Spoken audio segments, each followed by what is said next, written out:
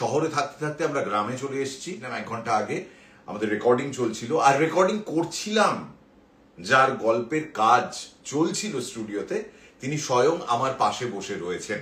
Kaushik Majumdar. 1 minute শরবতটা খেয়ে নি। আর তার সঙ্গে বইটাতে একটা লেখক পরিচিতি আছে। হ্যাঁ, এইরকম একটা লেখক, মানে এরকম একটা পরিচিতি, শুধু লেখক নয়, এরকম একটা পরিচিতি যদি আমার নামের পাশে থাকতো আমি আর কিচ্ছু করতাম না, বিশ্বাস করুন। জন্ম 10ই এপ্রিল 1981, যে কারণে আমি তুমি করে কথা বলছি লাস্ট 8 ঘন্টা। স্নাতকোত্তর এবং পিএইচডিতে সেরা ছাত্রের স্বর্ণ পদক প্রাপ্ত। নতুন প্রজাতির ব্যাকটেরিয়া ব্যাসিলাস SPKM5 এটির আবিষ্কারক। বর্তমানে ধান্য গবেষণা কেন্দ্র চুঁচুড়ায় বৈজ্ঞানিক পদে কর্মরত। কারেকশন, উনি শুধু লেখক নন, উনি আগে বৈজ্ঞানিক। জার্মানি থেকে প্রকাশিত হয়েছে তার লেখা গবেষণা গ্রন্থ ডিসকভারিং ফ্রেন্ডলি ব্যাকটেরিয়া। ব্যাকটেরিয়া যে আদৌ বন্ধু বৎসল হতে পারে এটা আমার জানা ছিল না, এই প্রথম জানলাম। আ কোয়েস্ট 2012। ডিসকভারিং ফ্রেন্ডলি ব্যাকটেরিয়া, আ কোয়েস্ট 2012। তার কমিক্স ইতিবৃত্ত 2015। এটি কি হোমসনামা 2018, মগজাস্ত্র 2018, জেমস বন্ড জমজমাট 2019, তোপসের নোটবুক 2019, কুড়িয়ে বাড়িয়ে একই বছর, নোলা 2020। তারপর পরপর আমি এভাবে দেখাবো না, পরপর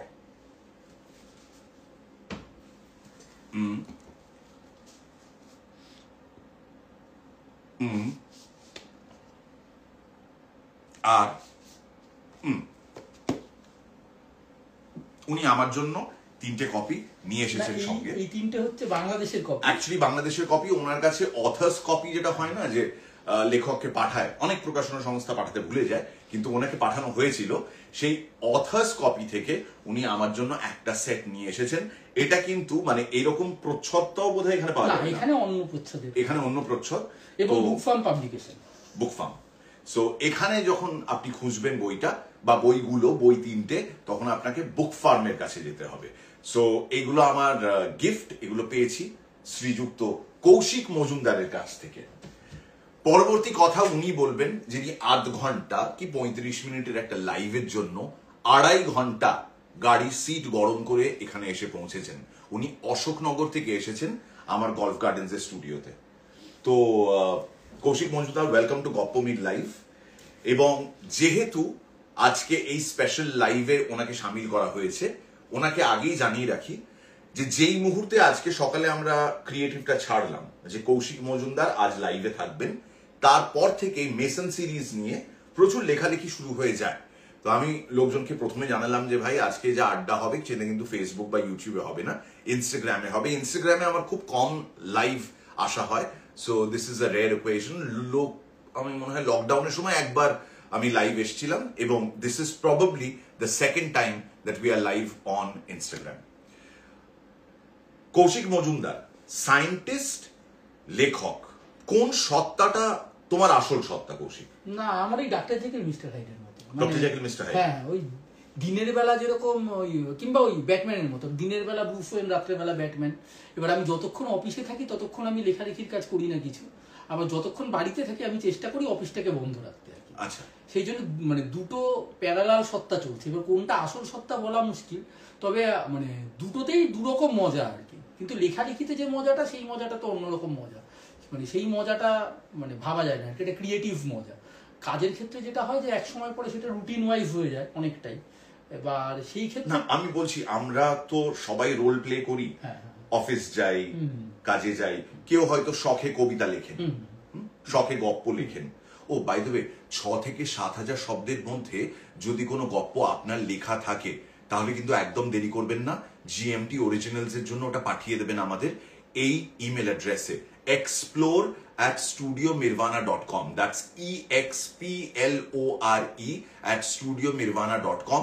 গুজবে কান দেবেন না, কোনো ডেডলাইন নেই, কোনো লাস্ট ডেট নেই, আপনি আরামসে লিখে পাঠান। শুধু খেয়াল রাখবেন 6 থেকে 7,000-এর মধ্যে, আর হাতে লেখা নয়, টাইপ করা, প্রপার টাইপ করা গপ্প আমাদের মেল করবেন explore@studiomirvana.com।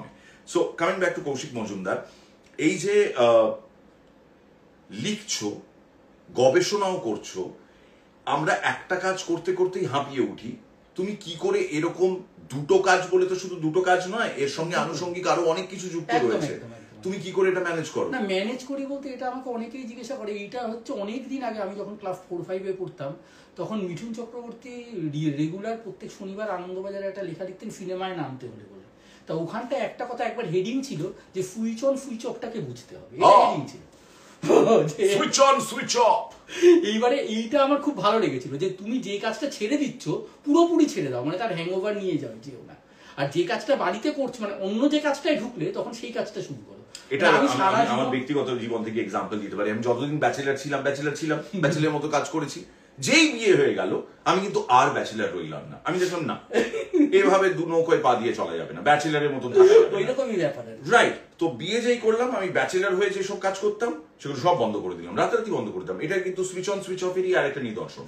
এবার ওই রকমই সুইচ অন সুইচ অফ করতে, এবার অফিসে যতক্ষণ থাকি তখন শুধু অফিসটা নিয়ে ভাবি, আবার লেখালেখি যখন করি তখন শুধু লেখালেখিটা নিয়ে ভাবি আর কি। ওই রকম মানে সেই জন্য কোনো মানে কোনটা আসল মানে কোনটা নকল বলা মুশকিল আর কি। আসলে আসল নকল বলে কোনো কিছু নয়। একটা মানুষের যদি প্যাশন থাকে, বা বাংলায় খুব কমন একটা শব্দ আছে খিদে, একটা মানুষের যদি খিদে থাকে না সেরকম, তাহলে কিন্তু সে ঠিক নিজের খিদে নিবারণের জন্য যা যা করা প্রয়োজন তা তো করবেই। বাকি অন্যান্য মানুষ যারা এই গোষ্ঠী সমাজে রয়েছেন তাদের খিদে নিবারণের জন্য তিনি লেখালেখি করবেন। যেমন কৌশিক মজুমদার, খিদে is the name of the story, the second GMT original. আপনাদের মনে আছে নিশ্চয়ই, আমরা 22শে ফেব্রুয়ারি মানে গত মাসে, সেটা ছিল ফেব্রুয়ারির শেষ শনিবার, আমরা রূপম ইসলামের ব্রহ্মগুল মানে ব্রহ্ম ঠাকুর সিরিজের ব্রহ্মগুল গল্পটা আপনাদের সামনে প্রেজেন্ট করেছিলাম as the first GMT original and GMT original number 2 টান কৌশিক মজুমদারের খিদে। এই খিদে বিষয়টাকে কৌশিক মজুমদার কিভাবে বর্ণনা করে? না, খিদে ব্যাপারটা লেখবার সময় আসলে আমার হরর গল্প খুব কম লেখা হয় সেই তুলনায়। তা খিদেটার সময় আমার সত্যি ইচ্ছে ছিল, যখন আমাকে জানানো হলো যে একটা 6 থেকে 7 হাজারের নতুন গল্প দিতে, আমার মনে হলো তারিণীর গল্প তো আমি অনেক লিখছি, একটা হরর গল্প, এই গল্পটা আমার অনেকদিন ধরে মাথায় ঘুরছিল। আচ্ছা, কিন্তু তাও অনেকদিন বলতে কতদিন? তাও হবে বিটস এন্ড পিসেসে তো 6 মাস 7 মাস। ওকে। কিন্তু গল্পটা আমার লেখা হয়ে উঠছিল না সত্যি কথা। তার কারণ এই গল্পটা একটা অদ্ভুত ব্যাপার হচ্ছিল, করবো কি করবো না ভাবছিলাম। গোটা গল্পটা একটা বাচ্চার চোখ দিয়ে দেখা, যারা পরে দেখবেন, যারা পরে শুনবেন বা যারা পরে শুনবেন, কারণ এখানে তো প্রথমে শোনা হবে, একটা বাচ্চার চোখ দিয়ে দেখা। এবং সেখান থেকে যে ঘটনাগুলি ঘটছে সেগুলি করা উচিত হবে কিনা আমার কোথাও মনে হচ্ছিল। তা তারপরে যখন আমাকে সেই বলা হলো 6 থেকে 7 হাজার, আমি ভাবলাম এই এক্সপেরিমেন্টটা করা যাক। কারণ এই ধরনের লেখা আমি আগে কোনোদিন লিখিনি। This is the first time আমি এইরকম ভাবে একটা গল্প লিখছি, যে একটা ভয়ানক ডার্ক গল্প, কিন্তু গল্পটা ঘটছে একটা ছোটদের চোখ দিয়ে।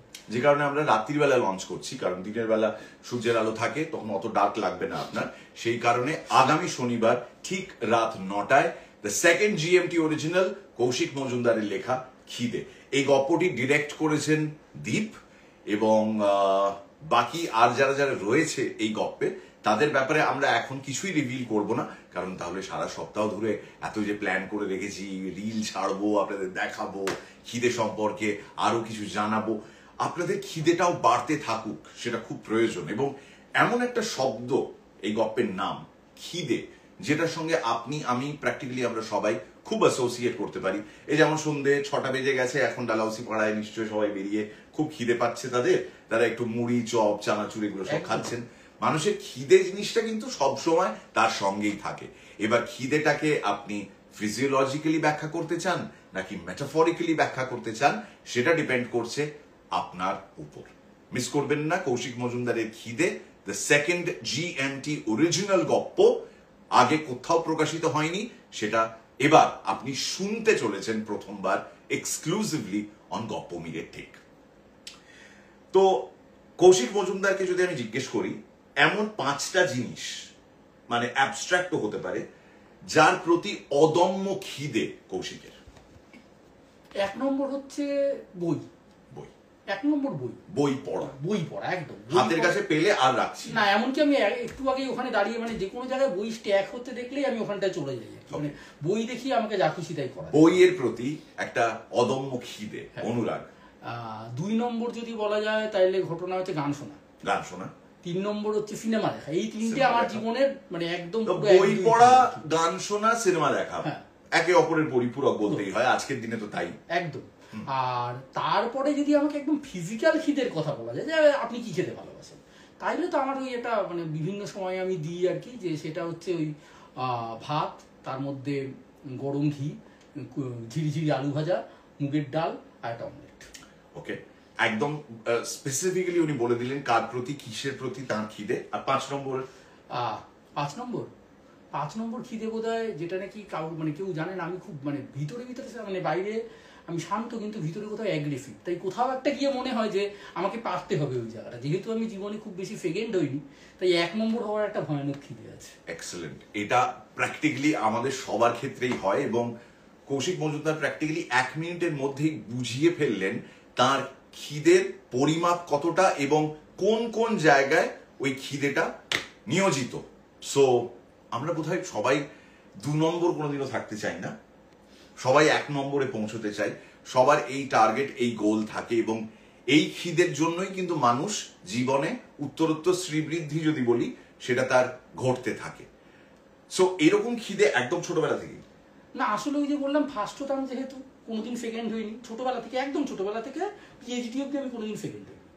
এবার সেই জন্য আর কি একটা ভয়ানক ওই অ্যাগ্রেশনটা আছে আমার মধ্যে, যে এইটাই ঢুকেছি মানে এটা 1 নম্বর হতে হবে, এই 1 নম্বর হতে হবে, এই খিদেটা আছে, কিন্তু সেই অ্যাগ্রেশনটা আমি দেখাতে পারি না, কিন্তু ভিতরে ভিতরে মনে হয় আর। আচ্ছা ধরো বাসে পকেট মারি হয়েছে, হ্যাঁ হয়েছে আমার হয়েছে, আচ্ছা সেই ঘটনা শুনছি, বাসে পকেট মারি হয়েছে, পকেট মারকে ধরা হয়েছে, এবার ওই পকেট মারকে উল্টো রুটের একটা বাস থেকে নেমে পাবলিক এসছে মারতে, তাদের মধ্যেও একটা খিদে, আমি 1 নম্বর, আমি আগে ওকে চড়লা লাগাবো, এরকম একটা খিদে। ফেসবুকেও তাই দেখা যায়, সবচেয়ে বড় কথা মানে এটাকে বলে অ্যাগ্রেশন, এই অ্যাগ্রেশনও আমরা দেখি। হ্যাঁ, তার চেয়ে বড় কথা ফেসবুকে সবচেয়ে আশ্চর্য যেটা কিছুদিন দেখা গেছে, কেউ অসুস্থ হলেই কে আগে তার মৃত্যু সংবাদ দেবে, তার অ্যাগ্রেশন, ভয়ানক অ্যাগ্রেশন। এই অ্যাগ্রেশন আমাদের সমাজের প্রত্যেকটা স্তরে রয়েছে, সবাই ভীষণ অ্যাগ্রেসিভ হয়ে যায়। এখন যেমন অ্যাগ্রেসিভলি মারামারি চলছে, আমার মেসেজটা দেখুন, আমার মেসেজটা পড়ুন, কোনো প্রশ্ন বা মেসেজ থাকলে গোধূলি মারফত জানবো আমরা দুজনে। এই মুহূর্তে এখন মেসেজ নেই, সবাই খুব অ্যাপ্রিশিয়েট করছেন, এবং অনেকে অশোকনগর থেকে জয়েন করেছেন, তারা বলছেন যে আপনার জায়গা, কৌশিকদা আপনার জায়গায় থেকে বলছি। আমি হাবড়ায় বছর 10 হলো আমি হাবড়ায় গিয়েছিলাম ব্যান্ডেজকে নিয়ে, এবং সেখানে আমাদের একটা পারফরমেন্স ছিল। তো আমি জানি যে অফিস টাইমে বা যে কোনো সময় অশোকনগর বা হাবড়া পৌঁছতে কতটা টাইম লাগতে পারে। তুমি যে এতটা ধৈর্য নিয়ে এখানে এসেছো, একবারও অ্যাগ্রেশন দেখাওনি যে কখন পৌঁছবো, এটাও কিন্তু একটা অদ্ভুত ধরনের। মোটিভেশনটা খুব ইম্পর্টেন্ট একটা শব্দ, আমরা সবাই জানি। তোমার এই খিদেটাকে মোটিভেট সবার আগে সর্বপ্রথম কে করেছিলেন? আমরা জেনারেলি বলি বাবা করেছিলেন, মা করেছিলেন। বাবা মা তো করেছিলেন অবশ্যই, কিন্তু যার কথা বলতেই হবে একদম শুরু থেকে, সে আমার বউ। মানে এটা শুনলে অদ্ভুত লাগে, কিন্তু এটা কি বাল্যবিবাহ? হ্যাঁ, আমার বাল্যবিবাহ। কত বছর বয়সে? আমার ওই 24.5, আর বউয়ের তখন 21। 24.5, বউয়ের 21। মানে আমরা তখন দুজনেই পড়াশোনা করি। হ্যাঁ, খুবই ছোট, এটা বাল্যবিবাহই বলা চলে। সেই সময় থেকে তুমি অ্যাগ্রেশনটাকে আরো ভালো করে বুঝতে শিখলে। না, বউ আসলে আমাকে এই লেখালেখির ব্যাপারটায় বউ আমাকে খুব উৎসাহিত করেছে আর কি, যে তুমি লেখো, তোমার বই হবে। হ্যাঁ, তখন আমি বলেছি না না, আমার লেখা কে ছাপবে, আরে তুমি লেখো, তোমার নিজের নামে বই করো, এগুলি বউ খুব মানে খুব উৎসাহ দিত। আচ্ছা, উনি কি এই মুহূর্তে দেখছেন? তা তো জানি না, নিশ্চয়ই দেখছে, আমার ধারণা দেখছে। ওনাকে একটা মেসেজ যদি দিয়ে দাও। ওনাকে কি মেসেজ দেবো? সকাল বিকাল ওনার মেসেজ আমি পাই। আরে তুমি কিছু একটা বলো না লাইভে। এই যে তুমি বলেছিলে তোমার নামটা মিনিটার সামনে বলতে, বলে দিলাম। বলনি তো এখনো? ও আচ্ছা, হ্যাঁ, আমার বউয়ের নাম অরুন্ধতী, আর মির্দার সামনে তোমার নামটা বলতে বলেছিলে, বলে দিলাম, এবং যে যে মিথ্যা প্রশংসাগুলি করতে বলেছিলে সেগুলি করে দিলাম। হ্যালো অরুন্ধতী, তোমাকে ওয়েলকাম জানালাম। আমি জানি না তুমি এই মুহূর্তে আমাদের দুজনকে দেখছো কিনা, কিন্তু ওর সঙ্গে আমার অ্যাকচুয়ালি প্রথম আলাপ কবে হয়েছিল সেটা ওই মনে করিয়ে দিল। আরেকটা বুক লঞ্চে ও ছিল। ও তো আমাদের প্রথম আলাপ সেখানে, আর আজকে দ্বিতীয় আলাপ। এবং এই দ্বিতীয় আলাপের মধ্যে অলরেডি যেই মুহূর্তে আমরা বলতে শুরু করলাম যে আজকে লাইভে তুমি থাকবে, তার আগে তো আমরা তোমার নাম উচ্চারণ করিনি, আমরা তো কিছু বলিনি যে কার গল্প আসছে পরের শনিবার, এটা আজকে এখন রিভিল করছি। তাও ইনফ্যাক্ট পুরোপুরি আমরা রিভিল করি না, আমরা একটা কিউ দিয়ে দিই, কিছু একটা কোনো একটা হিন্ট দিয়ে দিই, এবং তারপর সোমবার রাত 9টায় ফেসবুক, ইনস্টাগ্রাম আর ইউটিউবে আমাদের যে রিল যায়, সেই রিলের মাধ্যমে আমরা জানাই মোটামুটি কোন গপ্প আসতে চলেছে, তাও পুরোটা রিভিল করি না। ফর দ্য ফার্স্ট টাইম, আর এটা প্রথমবার কৌশিক মজুমদারের সঙ্গে হলো যে আমরা গপ্প প্রচারিত করার আগে লাইভটা করছি লেখকের সঙ্গে, এবং সেই লেখকের সামনেই আমরা রিভিল করলাম গপ্পের নাম ইটস খিদে। তো আজ রাত 9টায় যে রিল থাকবে, সেই রিলেও কিছু স্পেশাল থাকবে, কিন্তু সেটা দেখার জন্য রাত 9টা পর্যন্ত অপেক্ষা। রূপক পাল কৌশিকদার জন্য মেসেজ করেছে যে আমার বন্ধু, ছোটবেলায় একসঙ্গে পড়তাম, ও বলেছে যে কোনোদিন কৌশিক সেকেন্ড হতো না। মানে এরকম একজন মানুষের পাশে বসে আমার যে এক্স্যাক্টলি কি ফিলিং হচ্ছে আমি বোঝাতে পারবো না, কারণ আমার বাবা মা সব সময় এই তাড়াটা, এই হুড়কোটাই দিয়ে গেছেন যে তোমাকে ফার্স্ট হতে হবে, তোমাকে ফার্স্ট হতে হবে, তোমাকে ফার্স্ট হতে হবে। আর আমি কোনোদিনও ফার্স্ট হতে পারতাম না। আমার স্কুল লাইফে একবারই আমি থার্ড স্ট্যান্ড করেছিলাম, সেটাও কোন ক্লাসে আমি বলে দিচ্ছি, এটা ক্লাস 5-এ একবার কোনো টার্ম এক্সামে আমি থার্ড হয়েছিলাম। আমার খুব ধারণা এটা একটা মিস্টেক ছিল, কোনো একটা ভুল করেছিলেন, কারো খাতা দেখা হয়নি, এই কারণে আমি তখন থার্ড হয়েছিলাম, কিন্তু থার্ডের উপরে উঠতে পারিনি। সত্যি কথা বলি, সবাইকে বলছি, মানে এখানে যদি কোনো বাচ্চা ছেলে তাকে বলি, নম্বর কিন্তু ম্যাটার করে না, নম্বর ম্যাটার করে না অ্যাকচুয়ালি। মানে আমি এটা আমি আমার মেয়েকেও বলি, আমি তো জীবনে সব টোটাল ফার্স্ট হয়েছি, হয়ে আমি বুঝেছি ফার্স্ট ম্যাটার করে। যে সারা জীবন শুধু ফার্স্টই হয়ে গেছে, সেকেন্ড হয়নি, সে বলছে একটা লাইভে, গণমাধ্যমে, লাইফ অন্যভাবে চলে, life is not based on number. একদম একদম। হ্যাঁ, ও আমার থেকে 6 বছরের ছোট, তাতে কি হয়েছে? ওর যা জ্ঞান, আমি আগামী 60 বছরেও সেই জ্ঞান আরোহণ করতে পারবো না। No, so what I'm trying to say is that do not judge your life by numbers. একদম একদম। কে কত পার্সেন্টেজ পেলো, কার কত পার্সেন্টেজ হলো, তাকে দেখে আপনার বাড়ির লোক আপনাকে বলছে ও এত পেলো, তুই কেন পেলি না? তোরা তো বন্ধু। আরে কি মুশকিল, দুজনের বন্ধু হলে দুজনকে একই নম্বর পেতে হবে নাকি? এরকম কোনো কথা নেই। এটা কিন্তু আনফরচুনেটলি আমাদের এখানে খুব চালু আছে। একদমই তাই। তোর বন্ধু এত পেলো, তুই কেন পেলি না? এবং সেই নম্বর কোথাও কাজে লাগে না। আমি আমার নিজের মেয়েকেও কিছুদিন আগে বলতাম, তুমিও নিশ্চয়ই জানো, আমাদের যদি এখন জিজ্ঞাসা করা হয় তুই মাধ্যমিকে কত পেয়েছিলি, উচ্চ মাধ্যমিকে, আমরা মনে রাখতে পারবো না, কেউ বলতে পারবো না। আমি ফার্স্ট হয়েছিলাম ওটুকুই মনে আছে, কিন্তু নম্বর মনে নেই। নম্বর মিনস নাথিং। জীবন পুরো অন্যভাবে চলে, একটা মানুষের জীবন পুরো অন্যভাবে চলে আর কি। আলটিমেটলি ডিপেন্ড করছে আপনি যেটা করতে চেয়েছিলেন বা তুমি যেটা করতে চেয়েছিলে, তুমি তার কতটা কাছাকাছি পৌঁছতে পেরেছো, বা ইন আদার ওয়ার্ডস তোমার লাইফে অ্যাচিভ করার খিদে কতখানি, সেটার উপর ডিপেন্ড করছে। আমি ধরো যখন লেখালেখি শুরু করলাম প্রথম, আমি আমার বাইরের অপশন ছিল, জার্মানি। এই অফিসটা তো আমার না, তাহলে আমি একটু কমফোর্টেবলি বসি। একটু পাখড়া চালিয়ে তো গরম লাগছে। হ্যাঁ, গরম লাগছে। এবার আমি ফ্রেম ঠিক আছে তো? হ্যাঁ, আমি সরে যাব, কোনো চাপ নেই। এবারে যেটা বলছি, আমি তোমাকে এটা সত্যি বলছি, আমি যখন লেখালেখি প্রথম শুরু করলাম, তখন আমাকে অনেকে বলেছিল যে তুই তো জীবন শেষ করে দিবি, জার্মানিতে সুযোগ পেয়েছিস, তোর তো বিদেশে গিয়ে একটা অন্যরকম লাইফ লিড করার কথা, তুই কেন আবার ব্যাক করবি? আমি বোধহয় আমাদের গোটা ব্যাচের মধ্যে একমাত্র যে বাইরে গিয়ে ব্যাক করেছি West Bengal, only to perform my passion, যে আমি লেখালেখি করবো, ঠিক করে নিয়েছিলাম। এবং তাতে প্রথম দিকে আমি কি করতাম, প্রথম দিকে লেখা পাঠাতাম, রিজেক্টেড হতো, লেখা পাঠাতাম, রিজেক্টেড হতো, এবং সেটা ভয়ঙ্কর ব্যাপার আর কি। কিন্তু ওই যে মানে তোমাকে যেটা বললাম যে লাইফে কি করতে চাই, ধরো এই যে আমি লেখালেখিটা করছি, আমি তো ক্লাস 12-এর পরে কোনোদিন বাংলা পড়িনি, সত্যি কথা। ক্লাস 12-এ পরে আর কোনোদিন বাংলা পড়োনি না, কি করে পড়বো? স্কুল থেকে বেরিয়ে এসে আর কোনো চর্চা করোনি? অফকোর্স তোমার তো ফিল্ডও আলাদা। হ্যাঁ, ফিল্ডও আলাদা, বাংলা পড়িনি। এবার তখন সে আবার নতুন করে কিছু বাংলা বই নিয়ে পড়ে আলাদা করে তৈরি করে, এবং সেটা কিন্তু আবার সেই জিরো থেকেই শুরু করতে হয়েছে আমাকে। তার জন্য আমার এতদিন ফার্স্ট হয়েছি, সেটা কোনো কাজে লাগে। মানে শুধুমাত্র লেখার জন্য তুমি আবার পড়াশোনা শুরু করলে, তুমি লিখবে। হ্যাঁ, লেখার ইচ্ছাটা ছিল। তোমার ফিল্ডের জন্য তোমাকে এমনিতেই অনেক রিসার্চ করতে হয়, এবং তোমার রিসার্চের উপর বেস করে আরো অনেকে এখন কাজ করছে। তুমি লেখালেখির জন্য কিভাবে রিসার্চ করলে, মানে সাবজেক্ট ওয়াইজ নাকি how, what was the approach? এটা আমার নিজের পিএইচডি খুব কাজে দিয়েছে। আমি করি কি, ধরো কোনো একটা বিষয়, ধরো কলকাতার উপরে, মেশিন ফিল্ডের উপরে আমি লিখবো। এবারে আমি একটা স্ট্যান্ডার্ড বই কিনলাম। এবার স্ট্যান্ডার্ড বই কিনে বইটাকে পুরো পড়ে পিছনে দেখবে প্রচুর সহায়ক গ্রন্থ তালিকা হয়। এটা আমি অনেককে বলি যে বইয়ের পিছনের গ্রন্থ তালিকাগুলো দেখুন, ওগুলি পড়ুন। ওগুলি পড়বার পরে ওর পিছনের গ্রন্থ তালিকাগুলো দেখুন। এই করে একসময় একটা ফ্যাসিনেশন চলে আসে, তখন বোঝা যায় মোটামুটি আমি পড়ে ফেলেছি, এই বিষয়টা আমার পড়া হয়ে গেছে। এটা কিন্তু আমাদের পিএইচডির সময় আমাদের টিচাররা শেখাতেন যে কোনো একটা বিষয় জানতে গেলে একটা স্ট্যান্ডার্ড বই নাও, পিছনে বিবলিওগ্রাফি দেখো, তারপরে বিবলিওগ্রাফির পিছনে বিবলিওগ্রাফি দেখো। এইরকম ভাবে ক্রমাগত এগোতে এগোতে এক সময় দেখবে মোটামুটি ব্যাপারটা তোমার আয়ত্তে চলে এসছে। শেয়ার মার্কেটে যখন আমরা পুঁজি নিবেশ করি, ওই খুব তাড়াতাড়ি একটা ভয়েস ওভারে বলে দেয় না, please read offer document before investing. আমি সত্যি কিছু কিছু মানুষকে চিনি যারা বসে অফার ডকুমেন্টটা পুরো পড়ে। আপনি ভাবুন তো, এই মিউচুয়াল ফান্ডসে ইনভেস্ট করার সময় বা স্টক মার্কেটে ইনভেস্ট করার সময় যে আলাদা করে আপনি এত রিসার্চ করেন, আপনি কি সত্যি সত্যি অফার ডকুমেন্টটা পড়ে থাকেন? এই মানুষটির মতন মানুষ আর যারা আছেন তারা কিন্তু অফার ডকুমেন্টটা পড়বেনই।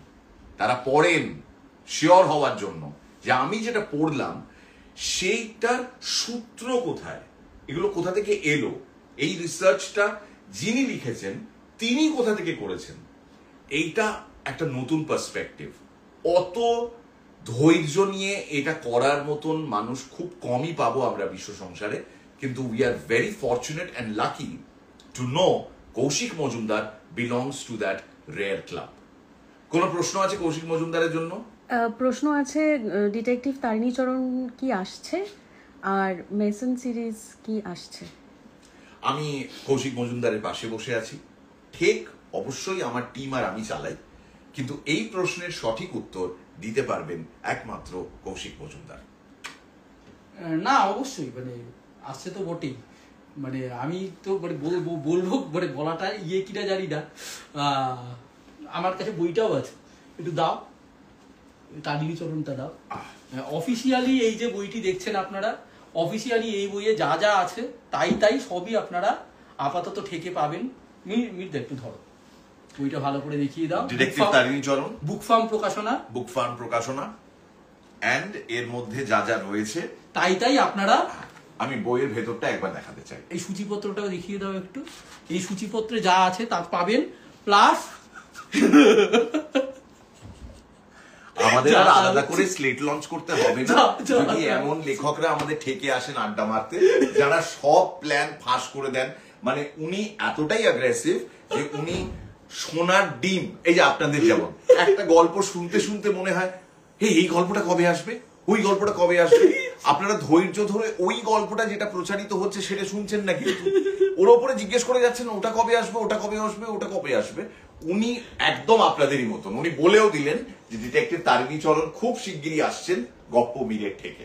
এবার আপনি প্রশ্ন করতে পারেন কে হবে তারকা প্রিয়, এইসব বলা যাবে, হ্যাঁ এগুলো করতে পারবো না। আচ্ছা, আর এইটাও এই সিরিজটাও আসছে।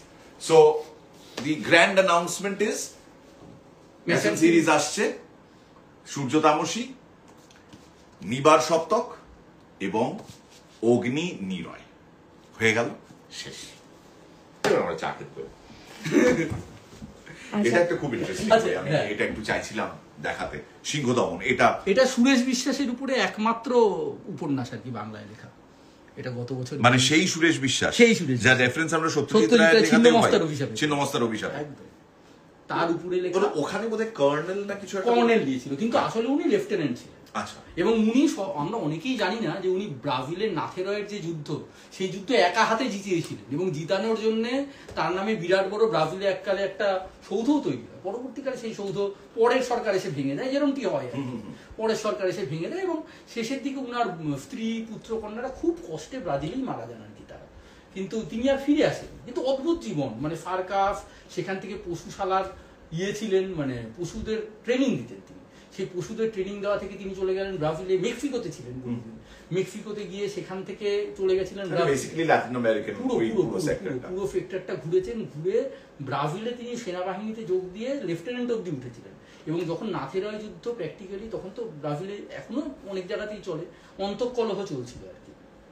এবার সেই সিভিল ওয়ারে নাথেরয় যুদ্ধ প্রায় চলে যায় হাত থেকে। একা সুরেশ বিশ্বাস তার অদ্ভুত প্ল্যান, সেসব উপন্যাসে আছে, তার অদ্ভুত প্ল্যানে গোটা নাথেরয় যুদ্ধকে রক্ষা করেছিলেন। সারা সপ্তাহের জন্য প্রচুর রিডিং ম্যাটেরিয়াল পেয়ে গেছি আমরা ওনার মাধ্যমে, এবং উনি নিজেই বলে দিয়েছেন যে এই সমস্ত গপ্প আসতে চলেছে গপ্পবীরের ঠেকে। বলি না আপনাদের, কিন্তু অন্তত লেখক বৈজ্ঞানিক কৌশিক মজুমদার এসে নিজেই বলে দিলেন ঠেকে কি কি গপ্প আসতে চলেছে। এবার সত্যি শুধু সময়ের অপেক্ষা, মানে সব তো একসঙ্গে দিয়ে দিতে পারবো না। আর এরকমও তো হতে পারে না যে প্রত্যেক দিন নতুন নতুন গপ্প দিচ্ছি, আমার মানে ফতুর হয়ে যাবো। তবে একটা আমি কথা বলি, এখানে আমার একটা কথা বলতেই হবে। আমি কৃতজ্ঞ গধূলির কাছে, আমি কৃতজ্ঞ মিহিরদার কাছে যে আমি তো একেবারে মানে আমি সত্যি কথা আমি তো সেই অর্থে লেখক নই, এবং আমি ওই যে বললাম 12-এর পরে বাংলার পড়ি, তা আমাকে এত বড় প্ল্যাটফর্ম দেওয়ার জন্য আমি কিন্তু মানে আমি সত্যিই ধন্য।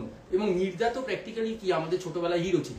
হ্যাঁ, সেই খাস খবর যখন দেখতাম হাঁ করে তাকিয়ে দেখতাম লোকটাকে, তা সেই লোকটার পাশে আমি বসে আছি, এটা ভাবাই আমার কাছে একটা বিরাট বড় ব্যাপার। মানে ছোটবেলায় সে একটা মানে আমি তো পুরো ফ্যান বয় মুভমেন্ট আমার, সত্যি কথা। তা এবার ভাবতে পারি না আর কি, আমরা ছোটবেলা আলোচনা করতাম যে এটা অদ্ভুত লোক আর কি। আমার বোন সেদিন শুনেছে যে আমি যাচ্ছি, বলছে তুমি মানে সে উত্তেজিত আর কি, এরকম ব্যাপার আর কি। আমার মেয়ে বলছে দা মীরের কাছে যাচ্ছ তুমি, একটু ভালো করে সেজে টেজে যাও, এরকম ব্যাপার আর কি। তা সেটাই বলছি যে তারা যে আমাকে এই প্ল্যাটফর্মটা দিয়েছেন তার জন্য আমি তাদের কাছে অত্যন্ত কৃতজ্ঞ, এবং এটা আমার সত্যি ভাবনার বাইরে যে মানে তারা আমাকে বেছেছেন, এবং কি বলবো আর। তোমার বলা হয়ে গেছে? হ্যাঁ, আমি বলি আমরা এর থেকেও বেশি কৃতজ্ঞ এই মানুষটির কাছে যে আমাদের সঙ্গে এক কথায় উনি এতগুলো উপহার, আর দামি উপহার, এগুলো ভোলা যায় না। এটা শুধুমাত্র আমাদের সঙ্গে এই সখ্যতা বা বন্ধুত্বের জন্যই নয়, এটা অনেকটা আপনাদের জন্যই সম্ভব হয়েছে। আজকে গপ্প মিনিট থেকে যারা শ্রোতা, যারা সাবস্ক্রাইবার্স, তাদের প্রত্যেককে বলি, আর যারা ইনস্টাগ্রামে দেখছেন আমাদের, also let us know what are the kind of posts you would like us to post on Instagram. আমরা স্টোরিজ পোস্ট করি, রিলস পোস্ট করি, তো সব প্ল্যাটফর্মেই হয়, বাট এক্সক্লুসিভলি যদি কেউ ইনস্টাগ্রামে আমাদের কাছ থেকে কিছু চায়, সেটা কি সে বিষয়ে কমেন্ট সেকশনে অফকোর্স জানাবেন। আর যেহেতু ইনস্টাগ্রাম প্ল্যাটফর্মে গপ্প মিনিট ঠেকের এটা প্রথম লাইভ, তাই আরো একবার জানিয়ে রাখি, if you are a writer, if you are a budding writer, you have ideas in your mind, please start writing, কারণ আপনাদের জন্যই আমরা নিয়ে এসেছি গপ্প মিনিট ঠেকের next production, which is GMT originals, এবং এটা প্রত্যেক মাসের শেষ শনিবারে আমরা সম্প্রচার করব, যেখানে অরিজিনাল একটা গপ্প, কন্টেম্পোরারি রাইটারের কোনো গপ্প, যেটা অন্য কোথাও প্রকাশিত হয়নি, ছাপা হয়নি। So you hear it for the first time. 6,000 to 7,000 words আন্দাজ, বাংলায় অফকোর্স 6,000 থেকে 7,000 শব্দের মধ্যে আপনি আপনার গপ্পটি লিখে আমাদের মেল করুন এই ইমেল অ্যাড্রেসে। It's explore, EXPLORE, explore@studiomirvana.com। আমরা এই কপি সেকশনেও লিখে দিতে পারি পরের দিকে। So explore@studiomirvana.com। আর বিশেষ ধন্যবাদ জানাই পেন্টনিককে, লিংক লিমিটেডকে, যারা আমাদের এই উদ্যোগে আমাদের পাশে সামিল হয়েছেন। এবং আজকে আমরা যখন কলমের কথা বলি, আমরা লিংকের কথা তো বলি, যেসব মানুষ আজকে হয়তো টাইপ করছেন, কিন্তু একটা সময় তো ছিল তারা লিখতেনি, মানে একটা সাদা খাতা, সাদা পেপার, তার উপরে লিখতে লিখতে শব্দের পর শব্দ বুনতে বুনতে বুনতে বুনতে আলটিমেটলি গিয়ে দেখা গেল একটা সম্পূর্ণ গপ্প তৈরি হয়েছে। সেই সমস্ত উদীয়মান লেখক লেখিকাদের জন্য পেন্টনিকের তরফ থেকে এই স্পেশাল উদ্যোগ GMT অরিজিনালস। তার দ্বিতীয় গল্প আসছে এই শনিবার, সামনে শনিবার, the 29th of March, Kaushik মজুমদারের লেখা গপ্প খিদে। মিস করবেন না, এই শনিবার ঠিক রাত 9টায়। অবসর সময় যদি পাও, যখন পাও, কি করো? অবসর সময় ওই যে বললাম গান শুনি, সিনেমা দেখি, ওইগুলোর মধ্যে ওই যে 5টা জিনিসের মধ্যে কি তোমার? মেয়েকে পড়াও। মেয়ে কোন ক্লাসে? মেয়ে এবার 11-এ উঠবে। 11-এ উঠবে। এরকম বাবা, তুই কি খুব স্ট্রিক্ট পড়াশোনার ব্যাপারে? না, মেয়ে দেখছে ওদিকে। না, আমি একদম স্ট্রিক্ট না, মেয়েকে মারি না, আমি ওর মা মারে। মারামারি কথা বলছি না, তোমার অ্যাগ্রেশন অন্যদিকে আছে, আমি বুঝতে পারছি, কিন্তু বিষয়টা হচ্ছে যে তুমি যেহেতু এত আমি মেয়েকে এটাই বলি, আমি তো এটাই বললাম যে আমার মেয়েকে নম্বর দিয়ে না, ওই প্রেসারটা তুমি নিজের তরফ থেকে তো একদমই দাও না বাবা হিসেবে। এটা দিই না, আমি ওকে চিরকাল বলেছি, এমনকি ও যে সাবজেক্ট নিয়েছে সেটা পুরোপুরি ওর উপরে ছেড়ে দেওয়া হয়েছে, যে তুই কি সাবজেক্ট নিয়ে ভাই ভেবে না।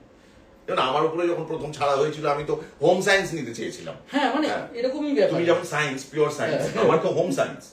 আমি হোম সায়েন্স করি, রান্না বান্না করবো, একটু সেলাই টেলাই করবো, আর অনেক কিছু তখন করতো। প্রত্যেকের জীবন তো তার নিজের, কোথাও যেন গিয়ে না মনে হয় যে এই সিদ্ধান্তটা আমার বাবার চাপিয়ে দেয়। একটা মেসেজ পাওয়া গেল কিন্তু এর মধ্যে, আপনাকে ইন্সপায়ার করবে আপনার প্যারেন্টস, আপনার জন্য প্রোভাইড করবে তারা, সমস্ত খরচা যা থাকে সব তারা দেবে। ডিসিশন তোমার। ডিসিশন মানে কাকার ভাষায় সাজেশন আমার, ডিসিশন তোমার। তো এটা লাইফে খুব বড় একটা মোটো, যে আপনাকে যে যাই বলুক না কেন, বা তোমাদের যে যাই বলুক না কেন, আমি এখানে ছাত্রছাত্রীরা বেশি আছে এটা ভেবেই এই কথাটা বলছি, তুমিতে নেমে এলাম, যে তোমাদের জীবনে অনেকগুলো গোলস, অনেকগুলো অ্যাম্বিশনস থাকতেই পারে। ফার্স্ট অফ অল এই অনেকগুলোর মধ্যে থেকে কয়েকগুলো বাঁচতে হবে, কারণ এক জীবনকালে আমরা অনেক কিছু করে উঠতে পারি না। কোথায় আমাদের মধ্যে ওরকম জেদ আর সাহস? আমি তোমাকেও বলছি, তুমি দেখবে তুমি নতুন কিছু করতে গেলে সবাই প্রথমে বলবে না, মানে তুমি নিজেও দেখেছো নিজের জীবনে প্রথমে নাটাই শুনতে পাবে, কিন্তু ওইটাই আটকে গেলে চলবে না, এই আর কি বক্তব্য। প্রথমেই তুমি যেটা শুনবে না। সো প্রথম কথা, আই থিঙ্ক সাকসেস পাওয়ার জন্য, আর এটা তো খুব রিলেটিভ যে সাকসেস কি। একদম, হ্যাঁ, আমি 5 মিনিট বাস স্টপে দাঁড়িয়ে আছি, আমার সামনে দিয়ে ঠিক আমার রুটের বাস এলো, এটাও সাকসেস। একদম। আর সাকসেস কি সেটা তো আমি ডিপেন্ড, আমার উপর ডিপেন্ড করছে না যে আমি তাকে। এবার যেহেতু আমার বা এক্ষেত্রে তোমাদের উপর সাকসেসটা ডিপেন্ড করছে, তাই কে কি বলছে সম্পূর্ণভাবে ভুলে গিয়ে you assess yourself যে আমি কি করতে পারি। I am sitting next to an academician but he also has a taste for literature। এবার ও সেটা করতে পেরেছে, কৌশিক মজুমদার, উনি সেটা খুব সুন্দরভাবে নিজের জীবনে ইমবাইব করতে পেরেছেন বলে তার মেয়েকেও সেটা করতে হবে এরকম কোনো কথা নেই। এটাকে উর্দু ভাষায় বলে নাদানিয়া। তো এগুলো নিশ্চয়ই তোমরা করবে না, তোমরা বরং একটু গুছিয়ে নিয়ে জীবনটাকে স্ট্রাকচার্ড করে একটা প্ল্যান তো রাখতেই হবে বাবা, না হলে তো এগোনোর কোর্সটা ঠিক করা যায় না। আলটিমেটলি তোমরা কোন কোর্সটা নেবে সেটা ডিপেন্ড করছে তোমাদের উপর। সে যে যাই বলুক, আমি টাকা দিচ্ছি তোকে ওইটাই করতে হবে, এই কথাগুলো শোনার কোনো মানে হয় না। তার থেকে বরং ওই বাবা মাকে ত্যাগ করে তুমি বেরিয়ে যাও। আর তুমি টাকা দিচ্ছ মানে কি? তুমি কি আমার জীবনটাকে রুল করছো? এই পৃথিবীতে, এই সমাজে কেউ কারোর জীবন রুল করতে পারে না। রাজনৈতিক আলাদা, কথা আলাদা করে রেখে দিলাম, ওটা আলাদা, রাজনীতি আলাদা। হ্যাঁ, otherwise you are your own boss, এবং সেই ক্ষেত্রে তুমি ঠিক করবে তোমার জীবন কোন দিশা নেবে। কষ্টটাও নিজেকেই বহন করতে হবে, তাতে যা যা ভুল হবে তার যে কষ্ট সেটা তোমার নিজেকেই বহন করতে হবে। কারেক্ট, এটাও কিন্তু ডিসক্লেমার হিসেবে এলো যে তুমি যে ভুলগুলো করবে, দ্য বেস্ট পার্ট ইজ সেই ভুলগুলো হবে তোমার ভুল। তুমি অন্যের দিকে আঙুল তুলে বলতে পারবে না যে এই তোমার জন্যই আজকে আমার হলো না। না, আমার যদি কিছু না হয় সেটা আমার জন্যই হবে না, আর যদি কিছু হয় সেটা আমার জন্যই, সেটাও আমার জন্যই হবে। Thank you for the inspiration, thank you for the motivation. ওগুলো সব ভিক্টরি স্ট্যান্ডে দাঁড়িয়ে স্পিচে বলার মতন শব্দ, কিন্তু আলটিমেটলি নিজের পিঠ চাপড়ানোর জন্য কাজ করো, নিজে ডিসিশন নাও। বহুত জ্ঞানের কথা বলবে, আজকে তো বেশি জ্ঞানের কথা হয়ে গেল, আমাদের সময় পেরিয়ে এসেছে। বাট কৌশিক মজুমদারের সঙ্গে আরো একটু আড্ডা মারা বাকি, তার আগে হ্যাঁ, ভয়েস ওভার আর্টিস্টদের জন্য কিছু করুন, অনেক রিকোয়েস্ট আসছে। ওই আইডিতে ভয়েস ওভার স্যাম্পল পাঠানো যাবে কি না? এখনো যাবে না, এখন এই মুহূর্তে আমি বলবো ওখানে পাঠাবেন না, তার কারণ ওখানে শুধুমাত্র আমরা স্ক্রিপ্ট দেখছি। সুতরাং ওগুলো তখন পাঠালে না, যারা আমাদের টিম মেম্বার্স ওগুলোকে আনফর্চুনেটলি স্কিপ করে শুধুমাত্র গল্পগুলোকে ছেঁটে আমাদের হাতে তুলে দেবে। সো ওটা এখন করবেন না। আমরা যেমন কথা দিয়েছিলাম যে আপনাদের সঙ্গে আরো ইন্টারাকশন, আরো এঙ্গেজমেন্ট বাড়ানোর জন্য আমরা ইউনিক কিছু একটা করতে চলেছি। আমরা জিএমটি অরিজিনাল শুরু করলাম। এরপর আমরা উদীয়মান ভয়েস ওভার আর্টিস্টদের জন্য শুধু অডিশন নয়, auditions are just a small medium. Actual জিনিসটা হচ্ছে আপনি ওই অডিশনে এসে যে ভুলগুলো করলেন, আপনাকে যদি সেইখানে কেউ শুধরে না দেয়, আপনি তো আবার সেই ভুলগুলো ক্যারি ব্যাক করবেন, তারপর অন্য একটা স্টুডিওতে গিয়ে আবার সেই ভুলগুলো করবেন, সেখানে হয়তো কারো নজরেই পড়লো না, আর ভুলটা ভুলই থেকে যাবে। সেই ক্ষেত্রে ভুলগুলোকে ঠিকে পরিণত করতে ঠেকে আসতে হবে। তার জন্য দিন, ক্ষণ, সময় সবকিছু আমরা আগে ভাগে বলে দেব। আপাতত রিমাইন্ডার আরো একবার, কৌশিক মজুমদারের লেখা অরিজিনাল গল্প জিএমটি অরিজিনালস এর দ্বিতীয় পর্ব আসতে চলেছে এই শনিবার, দ্য 29th of March, ঠিক রাত 9টায়। গল্পের নাম খিদে। আমাদের খিদে পেয়ে গেছে, কি কি খাবে এখন? আচ্ছা, তাহলে আমি ওর জন্য একটু অর্ডার করি। আর আপনারা আমাদের ইমেল অ্যাড্রেসটা আরো একবার নোট করুন। It's explore@studiomirvana.com, like you explore the world, ওই explore, explore@studiomirvana.com। সবশেষে পেন্টনিককে অসংখ্য ধন্যবাদ আমাদের এই উদ্যোগে আমাদের পাশে থাকার জন্য। See you next Monday. Facebook, YouTube, কোথায় থাকবো সেটা আমরা আগাম জানিয়ে রাখবো। Koushik Majumdar, was a pleasure talking to you. Thank you very much. খুব ভালো থাকবেন। আর অরুন্ধতী, বেস্ট উইশেস। মেয়ের নাম Tannishtha, best wishes to you too and the entire family. খুব ভালো থাকবেন আপনারা। নমস্কার।